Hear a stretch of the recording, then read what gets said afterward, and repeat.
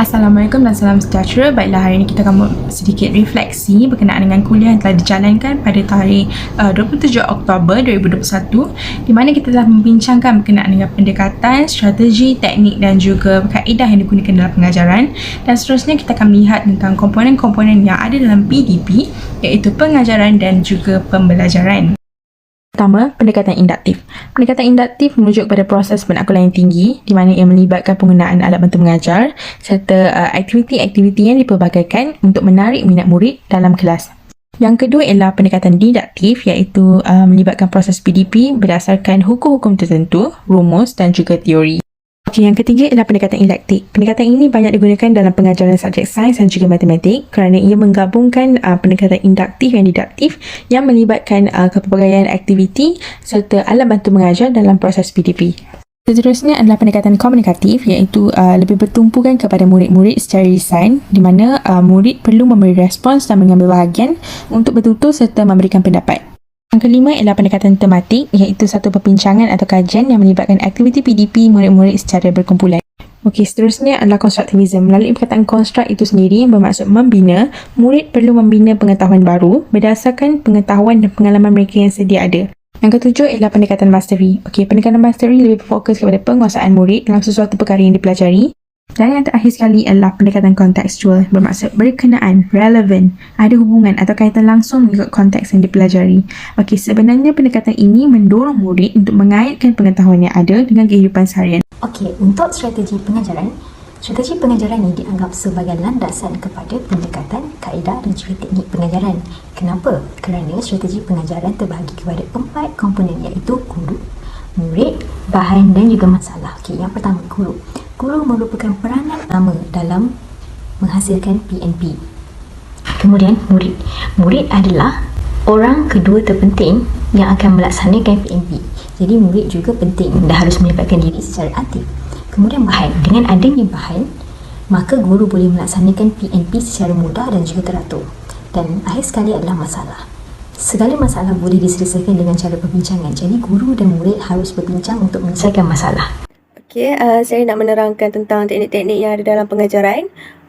Teknik itu merujuk kepada cara atau strategi yang digunakan oleh guru untuk menyampaikan pengajarannya di dalam kelas.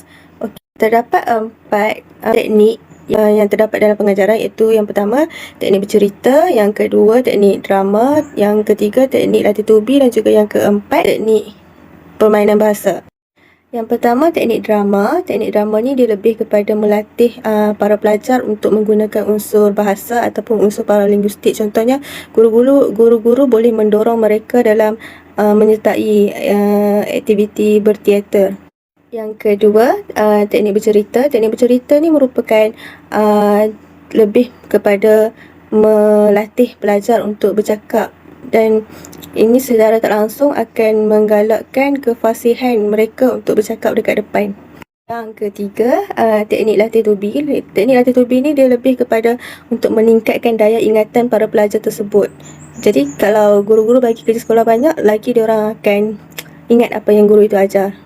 Yang keempat, teknik permainan bahasa. Teknik permainan bahasa ni lebih kepada menggalakkan pelajar menggunakan idea atau kata-kata yang boleh mereka bagi dalam menjawab soalan yang diberikan oleh guru.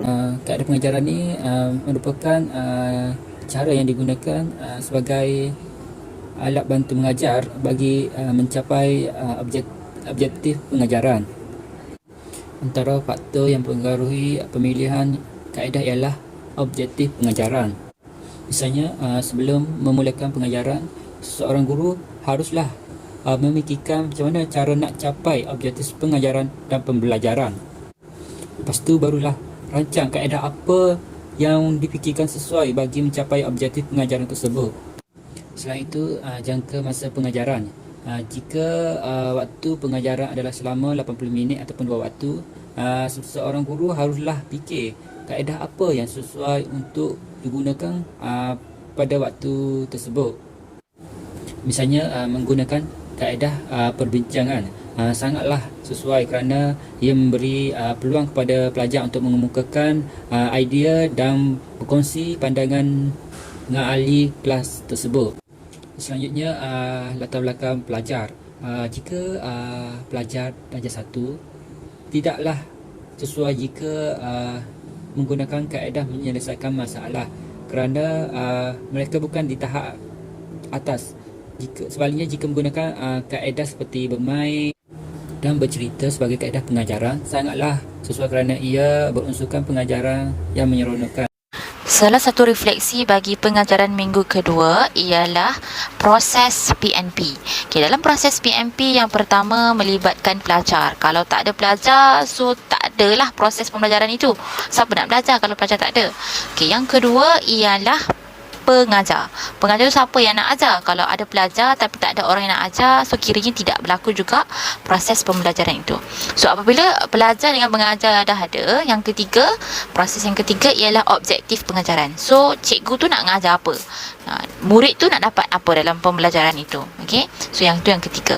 Kemudian yang keempat, isi pengajaran. Dah ada objektif, perlu ada isi dia. Jangan ada objektif dia tapi tak ada benda yang nak cerita. Okey, so itu ialah isi pengajaran. Okey, yang kelima ialah pendekatan, kaedah ataupun teknik apa nak ajar. So ada beberapa kaedah lah ataupun teknik-teknik dia. Okey, so kemudian yang seterusnya ialah yang keenam ialah media. Kita akan gunakan media yang tertentu.